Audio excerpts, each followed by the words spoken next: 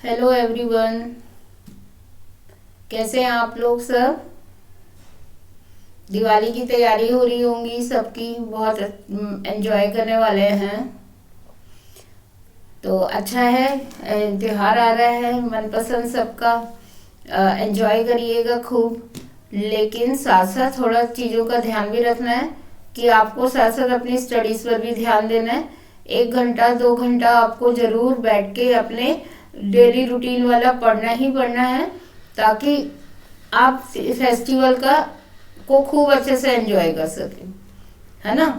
तो मेरा ये सजेशन रहेगा आपको कि आप एटलीस्ट एक स्केड्यूल बना लो कि जिस टाइम आपको रेगुलर एक सब्जेक्ट करना है, 1 या 2 सब्जेक्ट का बना लो, एंड देन उसे पढ़ते रहना और साथ साथ अपने फेस्टिवल के भी मजे लेते रहना।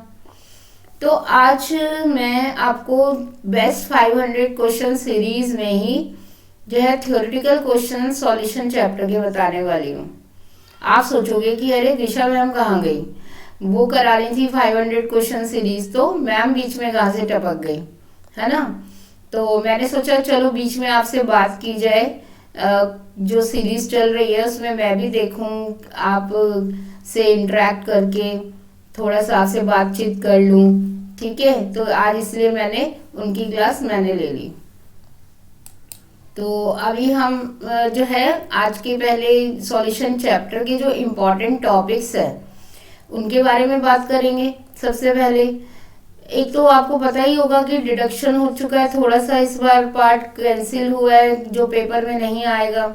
जो आपका लास्ट वाला पार्ट है, want of factor and abnormal molar masses, वो वाला पार्ट अभी इस साल नहीं आएगा। तो है ना बड़ी खुशी की बात। तो कुछ चैप्टर तो थोड़ी सी तो सांस आई ना, है ना, कि भाई चलो थोड़ा सा पार्ट कम हुआ, थोड़ा रिलैक्सेशन फील होता है। बट होता क्या है कि जब हमें पता होता है ना कि ये थोड़ा सा पार्ट कट गया है और हम थोड़ा सा रिलैक्स होते हैं, तो हम और ज्यादा नालायकी करते हैं, हम और ढील दे देते हैं और हम कहते हैं चलो बाद में पढ़ लेंगे, अब तो थोड़ा सा कम हुआ है ना, थोड़ा पहले रिलैक्स हो ले। तो रिलैक्स नहीं होना है। जितना पोर्शन डिडक्ट हुआ है चलो अच्छा है, वो अभी इस साल नहीं आ रहा, लेकिन वो कॉम्पिटिशन्स में तो आएगा ना, वो आपके क्वेश्चंस वहां तो लगेंगे, तो उसको तो आपको कवर करना ही है। तो आप रिलैक्स कहीं नहीं हो, सिर्फ बोर्ड जो है वो आपको थोड़ा सा रिलैक्सेशन दे रहा है उस टॉपिक के लिए। उसके अलावा ये कुछ टॉपिक्स हैं जो चैप्टर में बहुत इंपॉर्टेंट हैं, जिनको आपको अपने ध्यान से हटाना ही नहीं है। ओवरऑल थ्योरी काफी कम है सॉल्यूशन में।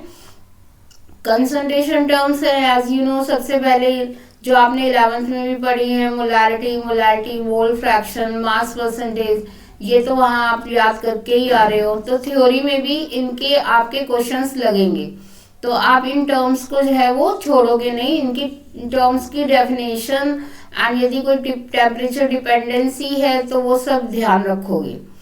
हेनरीज लॉ तो अपने लिए जाना ही जाता है थियोरेटिकल क्वेश्चन के लिए कि हेनरी लॉ बताइए, एप्लीकेशंस बताइए, है ना। तो ये इंपॉर्टेंट टॉपिक है ही उसमें। राउट्स लॉ के पॉजिटिव नेगेटिव डेविएशन, बहुत अच्छा क्वेश्चन यहाँ से लगता है। और वैसे भी राउट्स लॉ का न्यूमेरिकल में भी आपको हेल्प है ही। एजियोट्रॉप्स थोड़ा सा छोटा सा टॉपिक है, एजियोट्रॉप राउट्स लॉ से ही लगते हुए पॉजिटिव नेगेटिव के बाद कि एजोट्रॉपिक मिक्सचर्स क्या होते हैं। They are 2 type, maximum and minimum boiling azeotropic mixtures. तो वो उनके एग्जाम्पल्स स्पेशली आपको ध्यान रखने हैं कि कौन कौन से एग्जाम्पल्स हैं जो मैक्सिमम एंड मिनिमम में आते हैं, क्योंकि 1 मार्क्स क्वेश्चन यहाँ से इम्पॉर्टेंट आता है। उसके बाद ऑस्मोटिक प्रेशर है। ऑस्मोटिक प्रेशर तो टोटल थियोरेटिकल पार्ट है, जहाँ से क्वेश्चन 4-5 तरह के क्वेश्चंस यहाँ से लगते हैं। तो इसकी थ्योरी आपको याद करनी ही है ऑस्मोटिक प्रेशर की। ठीक है, तो ये कुछ इम्पॉर्टेंट टॉपिक्स हैं इस लेसन के जो मैंने ओवरऑल आपको बता दिए हैं। एंड देन अब हम थोड़ा सा बात करेंगे अनअकैडमी के आइकॉनिक सब्सक्रिप्शन की। बेटा अनअकैडमी का आइकॉनिक सब्सक्रिप्शन 6 to 12 का बहुत अमेजिंग है। इसमें आप पहले जो प्लस के जो सब्सक्रिप्शन के जो फीचर्स हैं वो तो सारे इसमें इंक्लूडेड ही हैं, वो कहीं कोई फीचर कम नहीं हो रहा प्लस का। बट इसमें उसके साथ साथ जो है पर्सनल अटेंशन का भी पार्ट ध्यान रखा गया। तो पर्सनल मेंटरशिप मिलेगी बच्चों को, पेरेंट्स का इंटरेक्शन रहेगा, कनेक्शन बना रहेगा पेरेंट्स से। लाइव सेशंस होंगे आपके डाउट्स को लेकर कि आपको क्या क्या डाउट्स आ रहे हैं इसमें लेसन पढ़ते हुए, उनका लाइव आपका डाउट सेशन क्लास चलेगा। स्टडी प्लानर आपको वीकली एंड मंथली मिलता रहेगा इसमें साथ साथ, और आपको पूरी गाइडेंस मिलेगी। स्टडी आपको कैसे करनी है, प्लान आउट करनी है, वो सब आपको मिलेगा प्लान आउट करके। एंड इसके साथ साथ आपके सारे जो प्लस के फीचर्स हैं वो तो इंक्लूडेड ही हैं इसमें। तो ये बहुत अमेजिंग है कि पेरेंट्स जो थोड़ा वरीड करते थे कि हमारा कनेक्शन नहीं बन पा रहा, हमें पता ही नहीं चलता कि क्या हो रहा है, क्या चल रहा है, वो यहाँ पर जो है वो प्रॉब्लम सॉर्ट आउट हो जाएगी।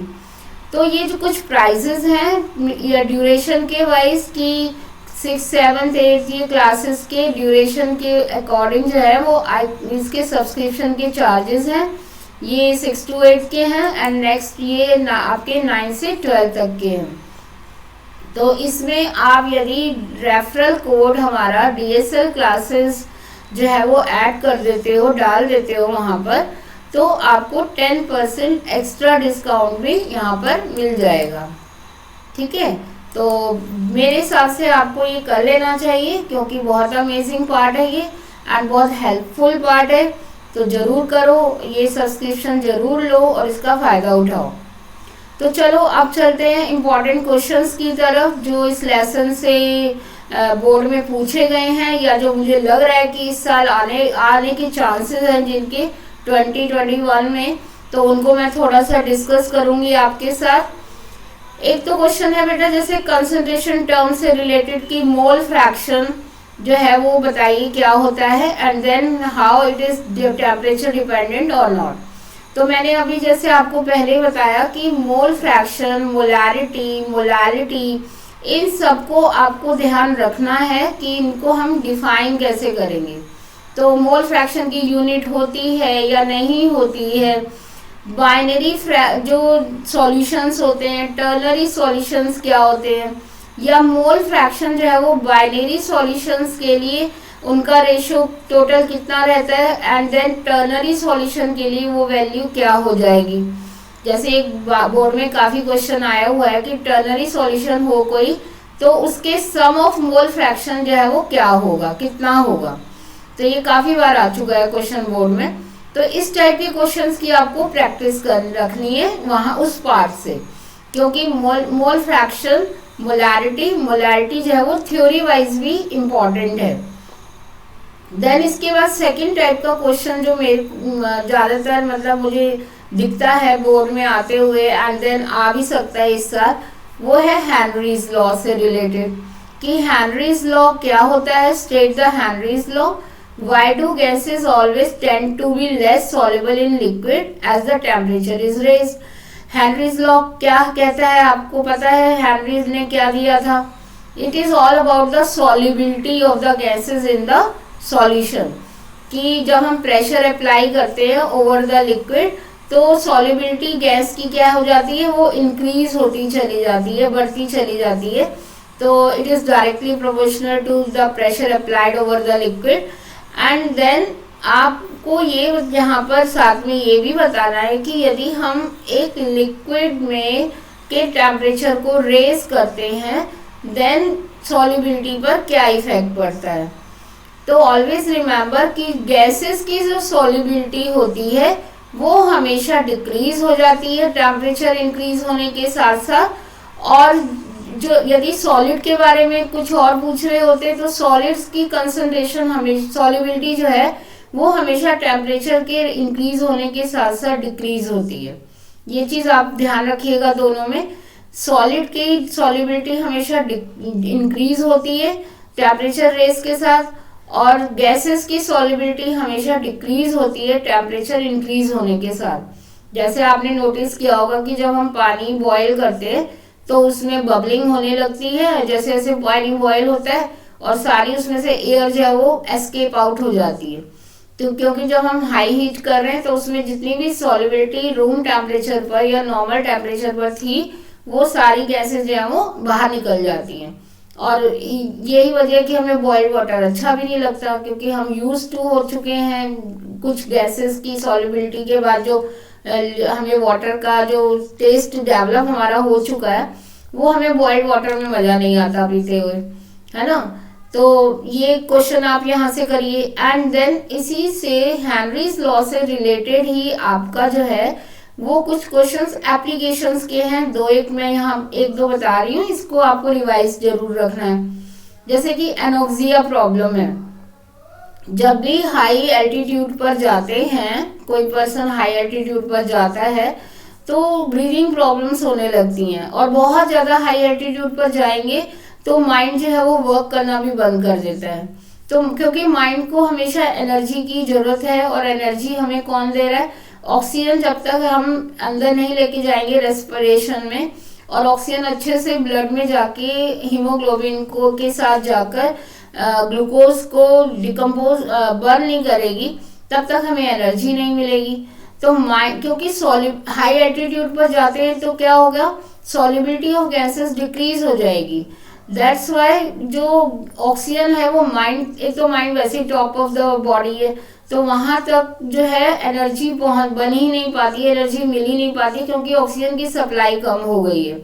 एंड इन दैट केस जो मेंटल एबिलिटी है वो रिड्यूस हो जाती है, थिंकिंग पावर रिड्यूस हो जाती है, एंड इस प्रॉब्लम को ही क्या कहा गया जाता है? एनोक्सिया कहा जाता है।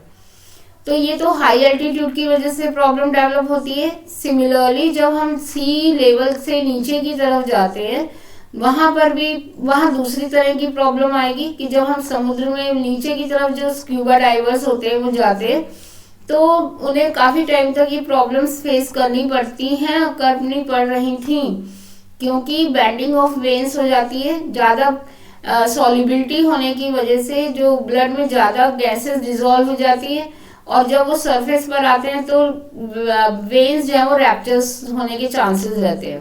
This disease is called bending of the veins, जिसका सॉल्यूशन निकाला गया कि अब जो सिलेंडर्स वो कैरी करते हैं अपने साथ, उसमें हीलियम का भी फ्रैक्शन रहता है, क्योंकि हीलियम की सॉल्युबिलिटी नहीं है और वो इनर्ट गैस है, तो नाइट्रोजन और ऑक्सीजन के साथ साथ हीलियम भी डाला जाता है। तो ये दो तीन क्वेश्चन वहां एप्लीकेशन के आप रिवाइज रखिएगा, पढ़िएगा जरूर। यहाँ से आपको ये पूरा पार्ट जो है 3 मार्क्स तक मिल सकता है। नेक्स्ट हम आते हैं राउट्स लॉ के बारे में, थोड़ा सा रिवाइज करते हैं। राउट्स लॉ ने क्या बताया था वो याद, जल्दी से मैं 1 मिनट दे रही हूँ, आप रिवाइज रखिए दिमाग में। तो हमने राउट्स लॉ में नॉन वॉलेटाइल सब्सटेंसेस के बारे में पढ़ा कि जब एक नॉन वॉलेटाइल सब्सटेंस मिक्स किया जाता है तो उससे बॉइलिंग पॉइंट इंक्रीज हो जाते हैं सॉल्यूशन के, फ्रीजिंग पॉइंट में डिप्रेशन आता है, relative lowering in vapour pressure मिलता है, क्वालिटेटिव प्रॉपर्टीज में चेंजेस आते हैं, है ना। तो बॉइलिंग पॉइंट और ऐसे सॉल्यूशंस जिनमें ये मिक्स सॉल्यूट और सॉल्वेंट के मिक्स करने के बाद जो सॉल्यूशन बनेगा वो 2 तरह के बनते हैं, पॉजिटिव एंड नेगेटिव। तो positive and negative deviation show करने वाले सॉल्यूशंस में आपने ध्यान दिया होगा एंथैल्पी एंड वॉल्यूम चेंजेस आते हैं, जिन्हें हम नॉन आइडियल सॉल्यूशंस कहते हैं। तो non ideal solution further 2 type के होते हैं, positive and negative deviation showing solution. Positive deviation showing solutions में हमेशा जो है वॉल्यूम बढ़ जाता है और एंथैल्पी जो है वो इंक्रीज होती है ना। और दूसरी साइड जो है नेगेटिव डेविएशन में वॉल्यूम डिक्रीज हो जाएगा। तो इस टाइप से आपको ये चीज रिवाइज करके रखनी है। और यहाँ से ये क्वेश्चन देखिए 4, यहाँ से टच हो रहा है कि जब भी हम x और y 2 लिक्विड्स है उनको हमने मिक्स किया तो वॉल्यूम जो रिजल्टिंग सॉल्यूशन का था वो इंक्रीज हो गया।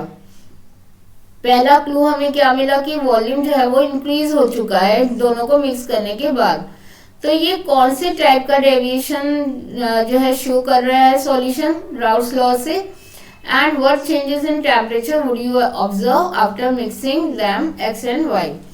तो इसमें हमें एक तो ये बताना है कि डेविएशन कौन सा है। तो जिनमें वॉल्यूम इंक्रीज होता है वो क्या शो करते हैं, दे show the positive deviation. Positive deviation में हमेशा वेपर प्रेशर जो है वो इंक्रीज हो जाता है।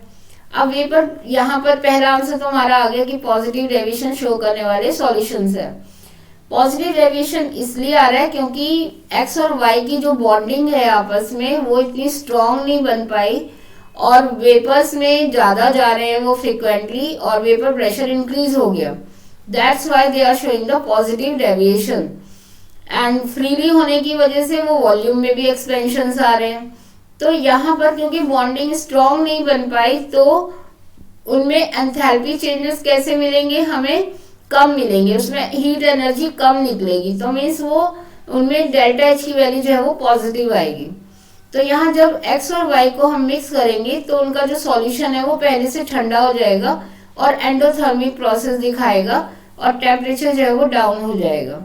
तो पॉजिटिव डेविएशन में प्लस वैल्यू ही डेल्टा एच की ही भी आती है। ठीक है, तो ये क्वेश्चन आप इस टाइप के 1 मार्क क्वेश्चन बहुत पूछे जाते हैं वहां से। नेक्स्ट क्वेश्चन हम आते हैं थ्योरेटिकल पार्ट ऑस्मोटिक प्रेशर पर। जो मैं आपको बता रही हूँ ऑस्मोटिक प्रेशर बहुत इंपॉर्टेंट पार्ट है इस चैप्टर का, जिसमें थ्योरी काफी है ऑस्मोटिक प्रेशर पर। तो ऑस्मोटिक प्रेशर पर क्वेश्चन जैसे मैंने यहाँ पर डाला है कि why method of osmotic pressure is preferred for determination of molar mass of macromolecule. बहुत बार आ चुका है, लास्ट टू लास्ट ईयर भी आया हुआ है ये क्वेश्चन कि मैक्रोमोलिक्यूल जैसे कि प्रोटीन्स वगैरह हैं, जो बड़े बड़े मॉलिक्यूल हैं प्रोटीन्स टाइप के, उनके मोलर मास निकालने के लिए जो मैं मेथड अप्लाई करूं यदि इन चारों में से कोलिगेटिव प्रॉपर्टीज में से, तो osmotic pressure is the best one.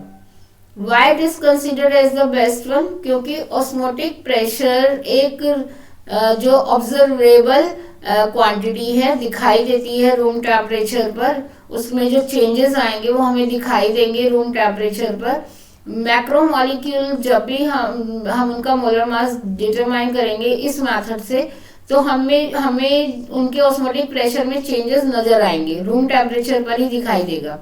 इसलिए इस वैल्यू को मैक्रोमोलिक्यूल के लिए काफी एक्यूरेट मेथड माना जाता है मोलर मास निकालने के लिए। ठीक है, और इसी टाइप से आप ऑस्मोटिक प्रेशर पर ये क्वेश्चन भी तैयार, ये 2-3 क्वेश्चन मोलर ऑस्मोटिक प्रेशर के ही हैं कि जब हम एक्सटर्नल प्रेशर अप्लाई करते हैं, बाहर से कोई प्रेशर अप्लाई करते हैं और ऑस्मोसिस पहले चल रहा हो किसी सॉल्यूशन में और आपने एक्सटर्नल प्रेशर अप्लाई किया, तो व्हाट विल हैपन, क्या होगा? पहले क्या होगा कि इतना प्रेशर हमने अप्लाई किया कि हमने उस ऑस्मोसिस को रोक दिया, तो that is called the osmotic pressure. तो ऑस्मोटिक प्रेशर हमेशा किसके बराबर होता है? जितना हम एक्सटर्नल प्रेशर अप्लाई करके ऑस्मोसिस को रोक देते हैं। अब यदि हमने इस प्रेशर से थोड़ा सा भी प्रेशर एक्स्ट्रा लगाया तो प्रोसेस क्या हो जाएगा? प्रोसेस रिवर्स हो जाएगा, which is called reverse osmosis. तो व्हाट विल हैपन, जब हम ऑस्मोटिक प्रेशर से ज्यादा प्रेशर अप्लाई करते हैं तो हमेशा क्या होता है? रिवर्स ऑस्मोसिस की प्रोसेस शुरू हो जाती है। ठीक है, और एक और क्वेश्चन ऑस्मोटिक प्रेशर से रिलेटेड आता है कि जब हम आरबीसीज या किशमिश, इस टाइप का कोई भी क्वेश्चन हो सकता है, जरूरी नहीं है मैं यहाँ आरबीसी का ले रही हूँ, रेजिन्स का भी आ सकता है या कुछ और भी, वो वेजिटेबल्स का भी ले सकते हैं इस टाइप का कि वेजिटेबल्स को हम जो है उसके ऊपर सॉल्ट लगाकर रखते हैं तो क्या प्रोसेस होता है, या हमें उसमें से वाटर निकालना हो, एक्सट्रैक्ट आउट करना हो, तो ड्राइनेस लानी हो तो क्या करना चाहिए, है ना। तो इस टाइप का कोई भी एक क्वेश्चन आप मतलब जब कर लेंगे तो आपको सारे क्वेश्चन का पैटर्न समझ आ जाएगा वहां पर। तो ऑस्मोटिक प्रेशर इक्वलाइज हो जाता है 0.9% NaCl सॉल्यूशन में। ना तो ब्लड सेल में से पानी बाहर आएगा, ना बाहर से अंदर जाएगा, ना तो एंडोस्मोसिस होगा ना एक्सोस्मोसिस होगा। 0.9% पर सॉल्यूशन आइसोटोनिक सॉल्यूशन होता है।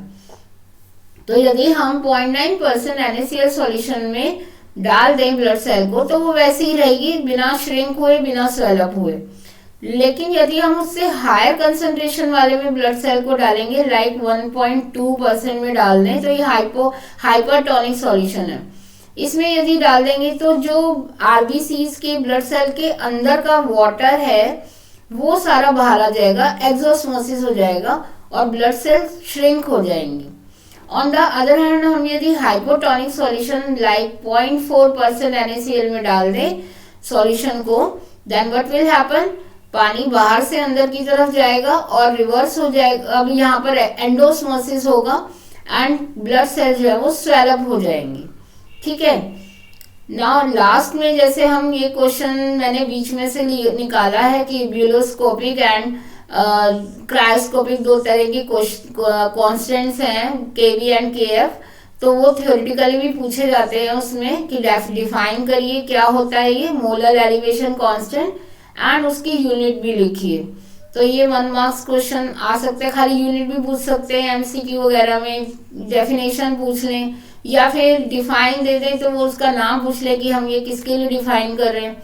तो प्लीज केवी एंड केएफ को बीच में छोड़ना मत, वो इम्पॉर्टेंट पार्ट है बीच में। बाकी थ्योरी इतनी नहीं है बॉइलिंग पॉइंट एंड उसमें फ्रीजिंग पॉइंट में, सॉरी, तो वहाँ ज़्यादा थ्योरीज नहीं है, लेकिन आप वहाँ से न्यूमेरिकल तो करोगे ही अच्छे से, जो दीदी ने आपको सिखाया होगा, दिशा मैम ने।